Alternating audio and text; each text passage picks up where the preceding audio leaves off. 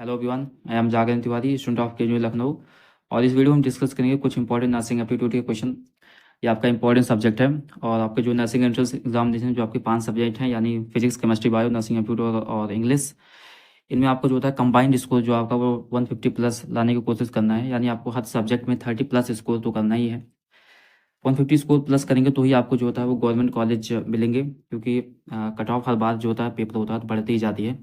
तो कोशिश करिए कि 150 प्लस आपका स्कोर आए, और इसके लिए आपको हर सब्जेक्ट में जो होता है इंडिविजुअल सब्जेक्ट में 35 प्लस स्कोर आपको करना पड़ेगा। ठीक है, जिसका जो सब्जेक्ट जैसे भी, अगर आपको कोई सब्जेक्ट वीक है तो आपको दूसरे सब्जेक्ट को अच्छा बनाना पड़ेगा। तो आज हम यहाँ पे कुछ डिस्कस करेंगे नर्सिंग एप्टीट्यूड के क्वेश्चन, इंपॉर्टेंट क्वेश्चन रहने वाले हैं। तो यहाँ पे डिस्कस करते हैं। सबसे पहले फर्स्ट क्वेश्चन स्टार्ट करते हैं। क्वेश्चन है, what is the role of professional qualified nurse in ensuring patient safety? रोगी की सुरक्षा सुनिश्चित करने में पेशेवर रूप से योग्य नर्स की क्या भूमिका होती है? फिर ऑप्शन रीड करते हैं क्या है।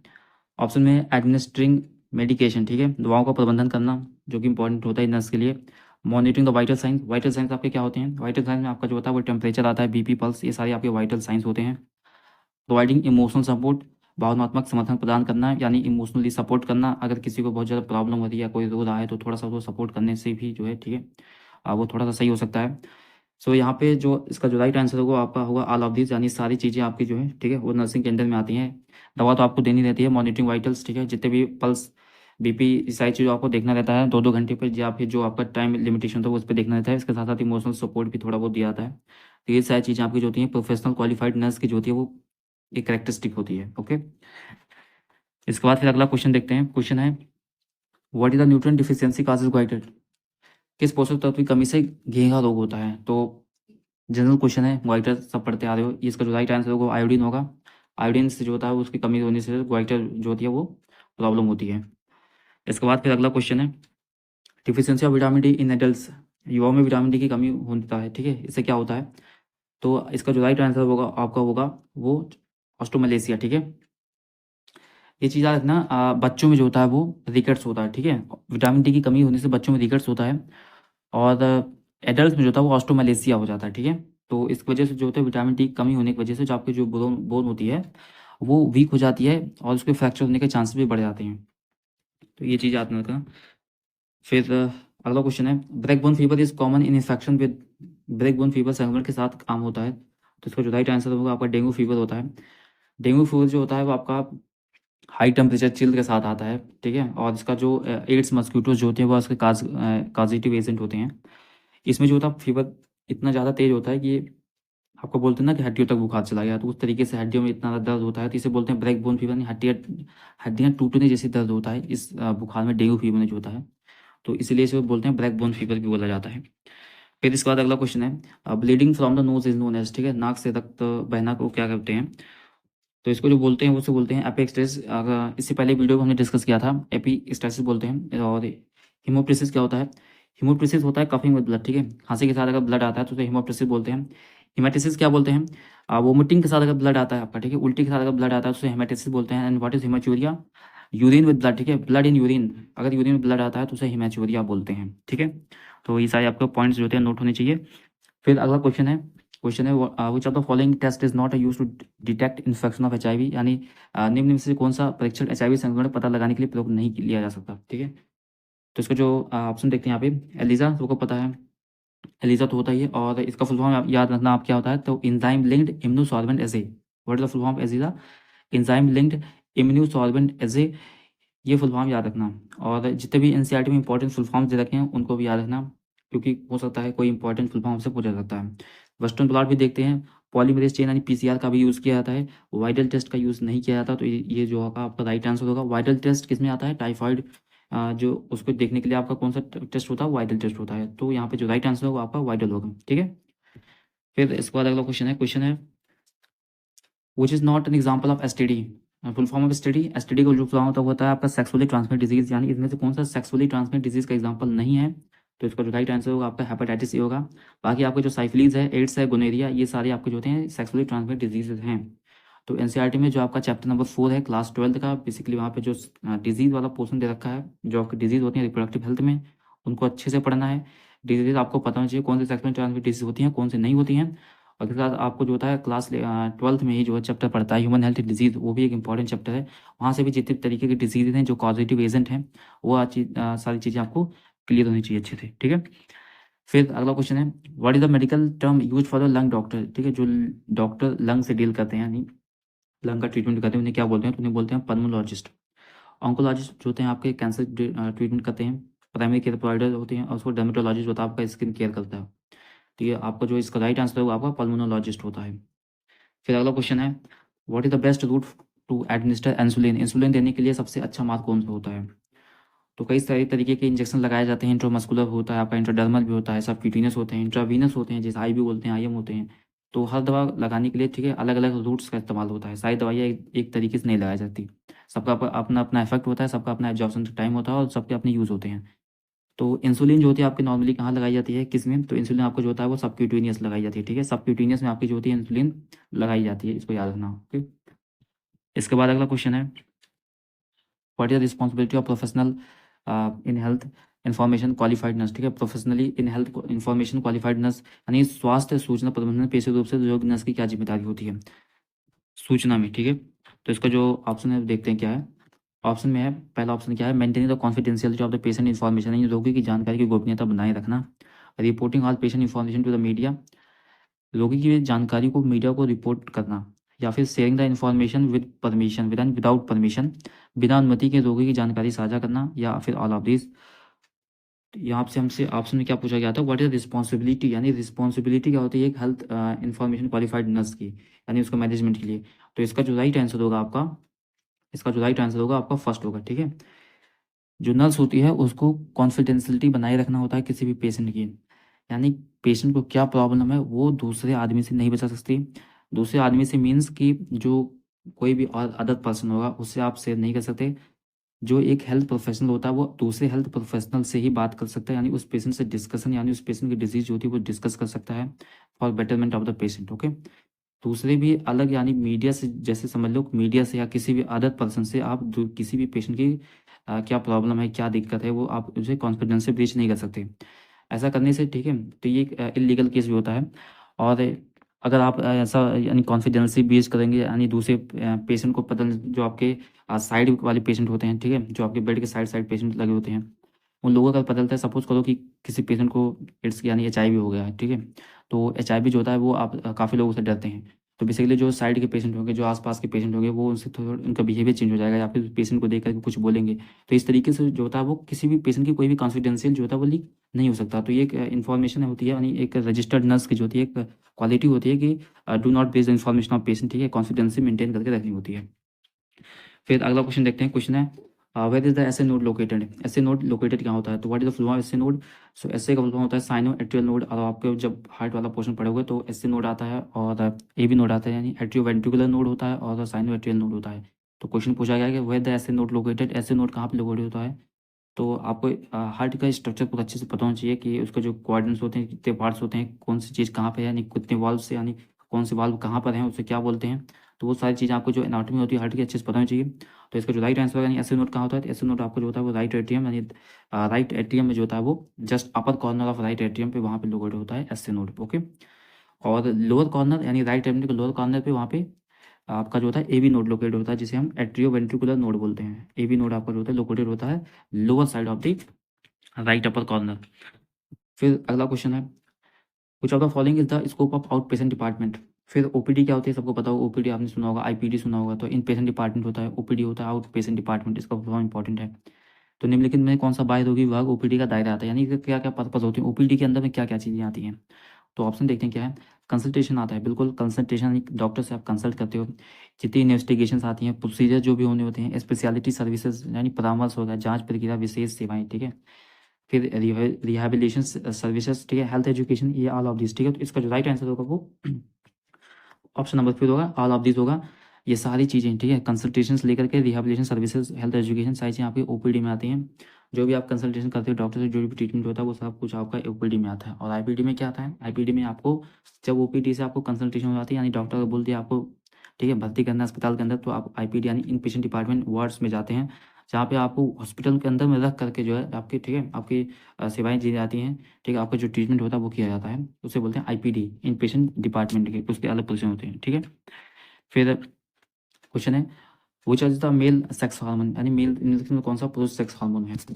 तो ऑप्शन देखते हैं क्या है। ऑप्शन में आपका है सिंपल क्वेश्चन है, टेस्टोस्टेरोन, एस्ट्रोजन, प्रोजेस्टेरोन, कॉर्टिसोल। तो इसका जो राइट आंसर होगा आपका टेस्टोस्टेरोन होता है, ठीक है, this is the male hormone.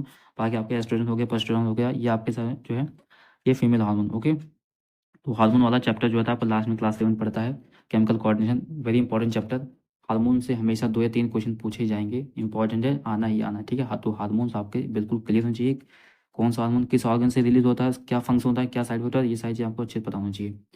फिर क्वेश्चन है the largest organ in the body, ठीक है, इन आवर बॉडी सबसे बड़ा क्या पूछा है, सबसे बड़ा ऑर्गन पूछा है। तो इसका जो राइट आंसर होगा वो आपका स्किन होगा, skin is the largest organ. और लार्जेस्ट ग्लैंड क्या है आपकी, तो आपका लीवर होता है, ठीक है, लार्जेस्ट ग्लैंड जो होती है आपकी वो लीवर होती है, and largest organ is the skin. The next question is which medical condition will develop from severe blood loss, ठीक है, गंभीर रक्त हानि से कौन सी चिकित्सा स्थिति विकसित होती है। तो इसका जो राइट आंसर होगा आपका होता है हाइपोवॉल्मिक शॉक। व्हाट इज हाइपोवॉल्मिक शॉक, यहाँ पे जैसे देखा है सीवियर ब्लड लॉस होता है, ठीक है, इन केस ऑफ एक्सीडेंट, अगर किसी का एक्सीडेंट हो जाता है तो वहाँ पर ब्लड लॉस सबसे ज़्यादा होता है।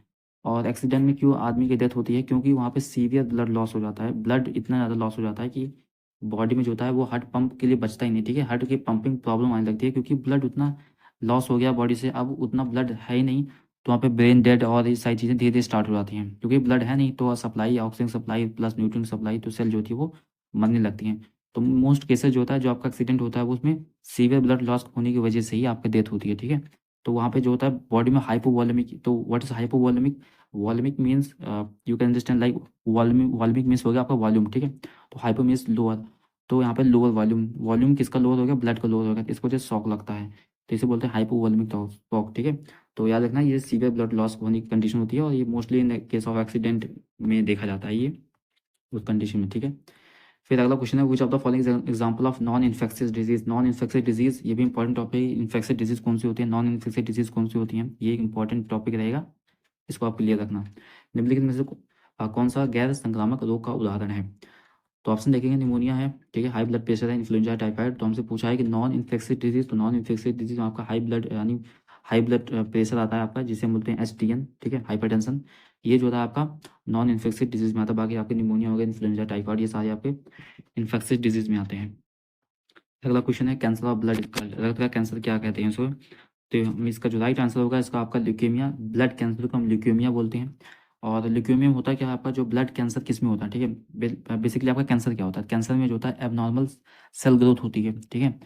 अ, जब आप सेल साइकिल पढ़ोगे तो आप देखोगे कि जो सेल की जो डिवीजन होता है वो कंट्रोल वे में होती है, कोई भी सेल अनकंट्रोल्ड वे से ग्रोथ नहीं करती है, जितनी भी सेल ग्रोथ करती है वो कंट्रोल्ड वे में ग्रोथ करती हैं, सबका अपना जो होता है पैरामीटर बना होता है। But in case of cancer, cancer के केस में जो होती है वो सेल एबनॉर्मल ग्रोथ करती है, वो जितने भी न्यूट्रिएंट होते हैं आसपास के सेल को खींच लेती है, और एक, ठीक है, मास या ट्यूमर जिसे बोलते हैं वो डेवलप होने लगता है। क्यों, क्योंकि वो एबनॉर्मली ग्रोथ हो रहा है किसी भी सेल का, लगातार ग्रोथ होता रहता है, जितनी भी एनर्जी होती है बॉडी की वो सब ले लेती है, और लगातार ग्रोथ होता रहता है। तो in case of leukaemia, blood के केस में क्या होता है, ब्लड के केस में जो होता है आपका डब्ल्यूबीसी का नंबर जो होता है, ठीक है, डब्ल्यूबीसी आपने पढ़ा होगा, जब ब्लड पढ़ोगे तो उसमें जितने भी कंपोनेंट होती है ब्लड के, आपके आरबीसी, डब्ल्यूबीसी, प्लेटलेट, ठीक है, ये सारे कंपोनेंट जब पढ़ोगे तो आप उसमें जो डब्ल्यूबीसी जो होता है वो डब्ल्यूबीसी का नंबर जो होता है वो ड्रास्टिकली बहुत ज़्यादा ही, ठीक है, केस ऑफ लाखों में चला जाता है, 10 लाख 20 लाख बहुत ज़्यादा चला जाता है, ठीक है।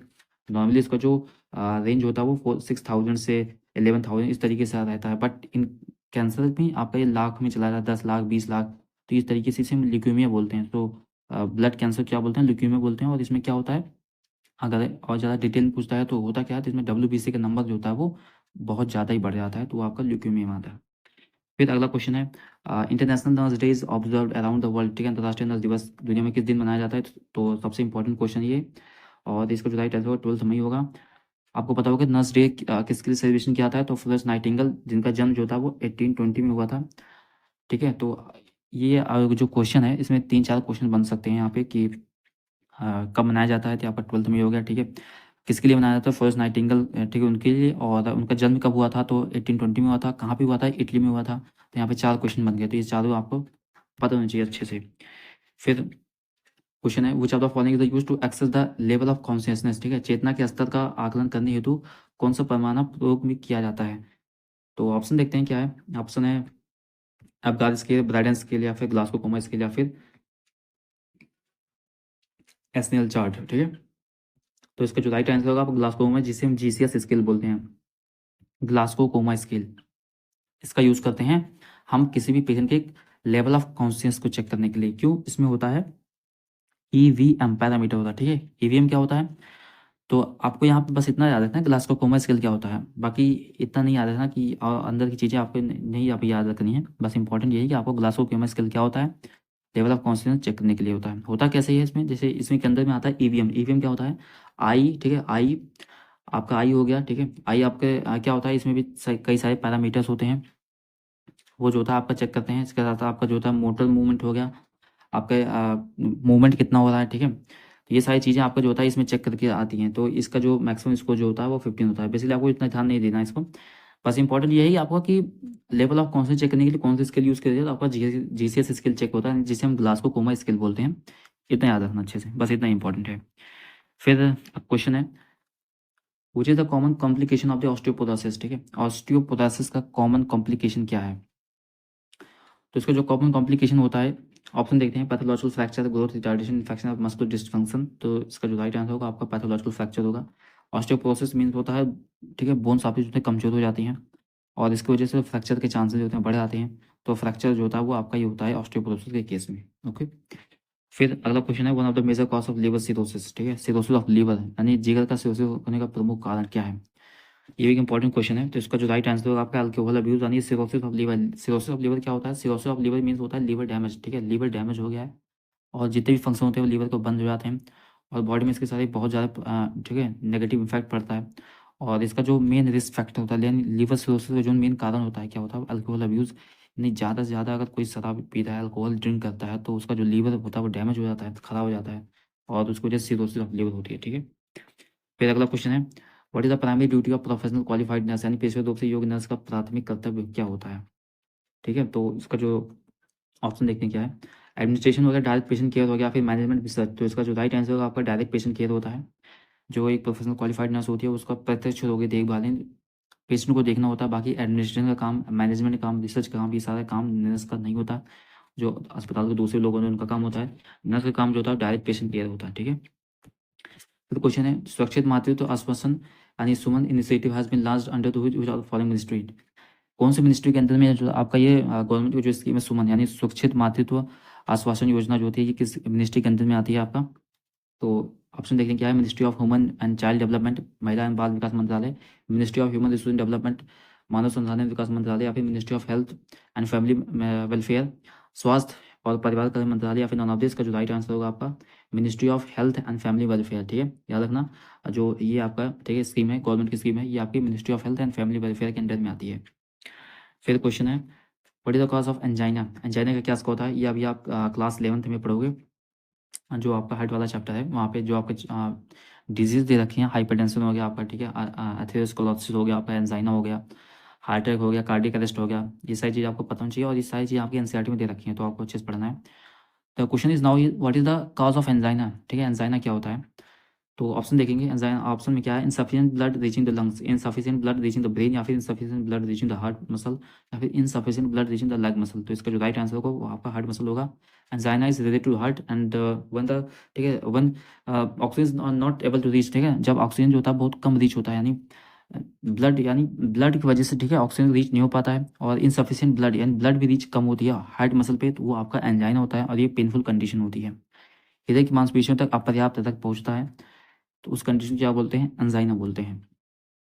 फिर एक अगला क्वेश्चन है, डॉक्टर्स फॉर एनिमल, ठीक है, जानवरों के डॉक्टर क्या बोलते हैं? They are known as, human के डॉक्टर तो डॉक्टर पता है, बट एनिमल्स के डॉक्टर क्या बोलते हैं तो आपको पता होना चाहिए। इसे बोलते हैं हम वेटरनरियन, ठीक है, पशु चिकित्सक बोलते हैं, वेटरनरियन बोलते हैं, और ये आपके जो होते हैं एनिमल डॉक्टर्स होते हैं, ठीक है।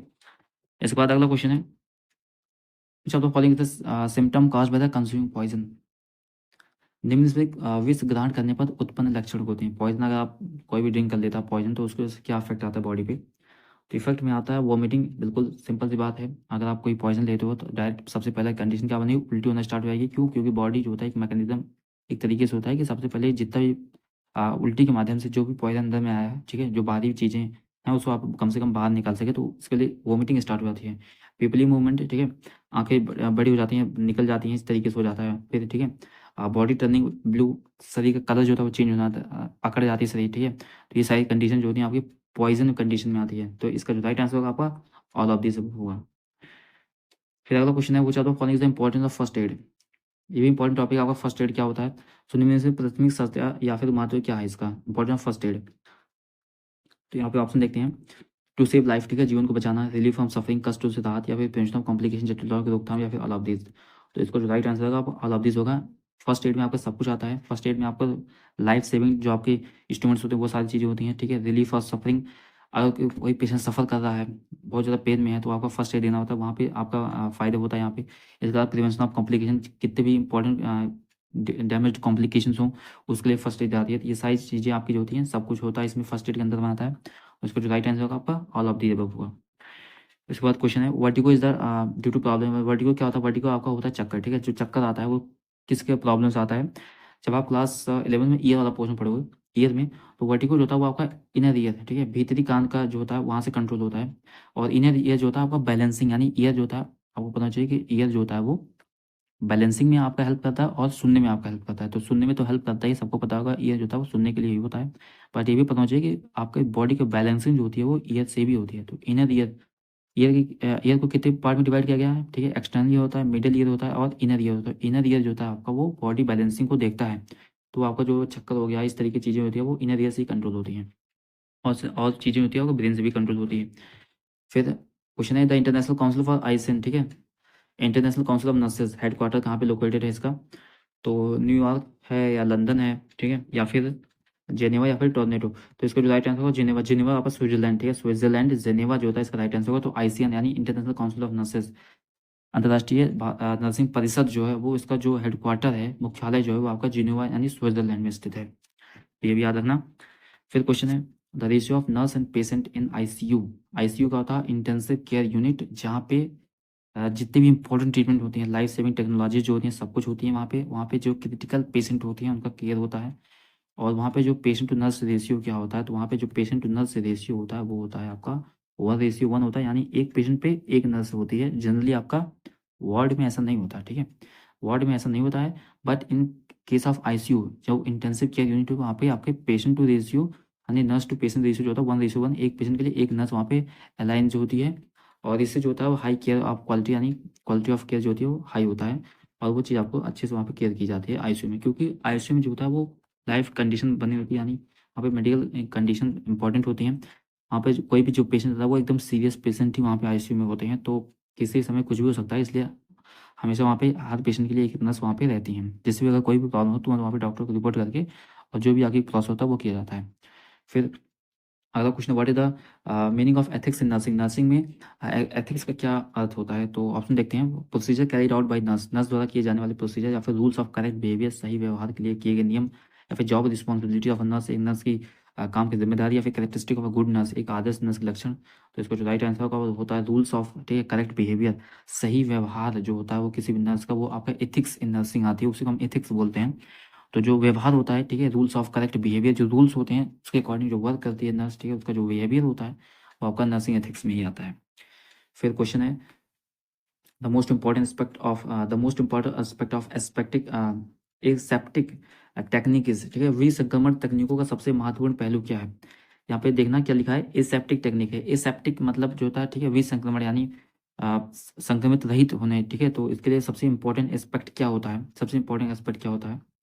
तो ऑप्शन देखें क्या है, इनमें कौन कौन से एक्सपर्ट दिए गए हैं हमको। हैंड वॉशिंग हो सकता है, आपका गाउन टेक्निक होता है, मास्क होता है। तो ये सारे एक्सपर्ट जो होता है ये यूज होते हैं, ठीक है, ये सारी चीज़ें यूज होती हैं आपको विसंक्रमण के लिए नहीं, ये सबसेस के लिए। बट जो सबसे इंपॉर्टेंट एस्पेक्ट है, सबसे इंपॉर्टेंट जो हर कोई कर सकता है, वो क्या कर सकता है, वो हैंड वॉशिंग। हैंड वॉशिंग जो होता है सब कोई कर सकता है, सैनिटाइजर लिया या फिर स्क्रब लिया उससे हैंड वॉशिंग कर लिया।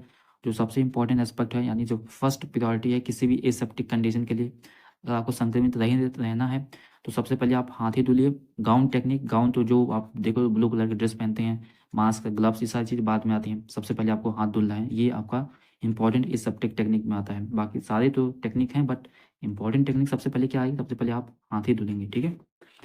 फिर क्वेश्चन है, what is the first thing you should do for severe bleeding. गंभीर रक्तस्राव के लिए आपका क्या सबसे पहले करेंगे। अगर सीवियर ब्लड हो रहा है यानी सीवियर ब्लीडिंग हो रही है तो आप सबसे पहले क्या करोगे। तो ऑप्शन देखते हैं क्या करना है। Put the victim in the recovery position, पीड़ित को पुनः प्राप्त स्थिति में रखें, या फिर direct pressure with the clean cloth और हैंड टू द ब्लीडिंग, खून बहने वाले घाव पर साफ कपड़े या फिर हाथ से सीधा दबाव डालें। कवर विद क्लीन क्लॉथ, साफ कपड़े से ढक दें, या फिर गिव ऑक्सीजन।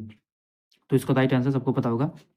नॉर्मली सब करते हैं, अगर कहीं कट लग जाता है, किसी भी ब्लड लॉस हो रहा होता है, तो वहाँ पे आप क्या करते हो, नॉर्मली हाथ से या किसी कपड़े से पट्टी से, ठीक है, दबा देते हैं और कुछ टाइम बाद ब्लड क्लॉट हो जाता है और निकलना बंद हो जाता है। तो जो सबसे पहले आपको करना है कि अगर सीवियर ब्लीडिंग होती है तो आपको यही करना है, direct pressure with clean cloth या फिर हैंड से आप दबा करके, ठीक है, ब्लीडिंग को आपको मिनिमम से मिनिमम, कम से कम रोक के रखना है। तो ये सारी चीज़ें आपको होती हैं।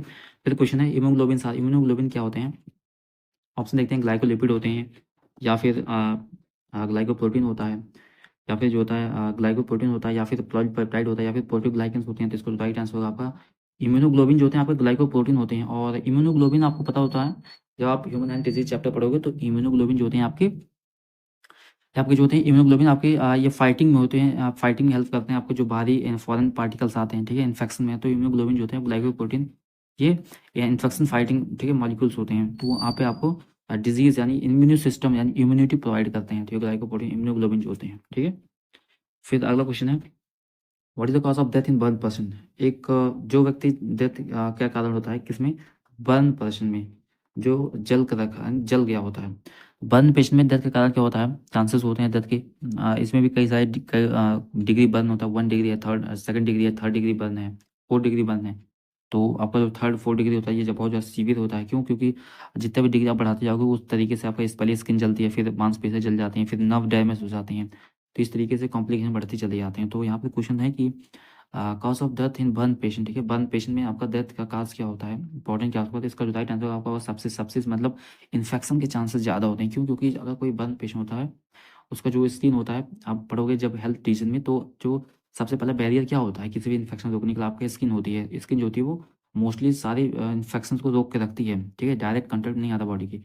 तो अगर आपका बर्न के केस में अगर स्किन ही नहीं रहेगी, बर्न के केस में क्या सबसे पहले स्किन ही चली जाती है, तो स्किन जल गई तो आपका जो सरफेस होता है वो कॉन्टैक्ट किसका है? बाहरी एयर से आपका, ठीक है, आउटर एक्सटर्नल इन्वायरमेंट से आपका जो बॉडी यानी मसल्स होती हैं और जो भी आपके टिश्यू हो गया, ठीक है, डेलीगेट सॉफ्टवेयर ऑर्गन्स होते हैं, ये आपके एक्सटर्नल इन्वायरमेंट से कॉन्टैक्ट में रहते हैं। तो यहाँ पे इन्फेक्शन के चांसेस ज़्यादा हैं, और अगर इन्फेक्शन हो गया तो वो कंडीशन बहुत ज़्यादा खतरनाक होती है और फिर दिक्कत हो जाती है। तो इसलिए जो डेथ का कारण होता जाता है तो वो आपका सबसे ज़्यादा इन्फेक्शन हो जाता है। क्यों? क्योंकि स्किन जल गई होती है, और जो, ठीक है, स्किन जो होती है आपकी वो प्राइमरी उसमें आता है, आपका जो है प्रोटेक्शन में आता है, ठीक है। तो इसका जो राइट आंसर होगा सक्सेस होगा।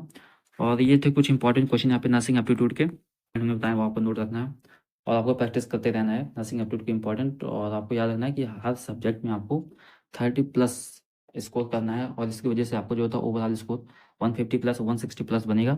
और गवर्नमेंट कॉलेज के लिए आपको ये स्कोर जो था वेरी इंपॉर्टेंट स्कोर है, क्योंकि कट ऑफ हर बार के लिए बढ़ती जाती है। तो आपको अच्छे से पढ़ना है, ठीक है। फिर अगले वीडियो में कुछ इंपॉर्टेंट क्वेश्चन डिस्कस करेंगे। And thanks for watching.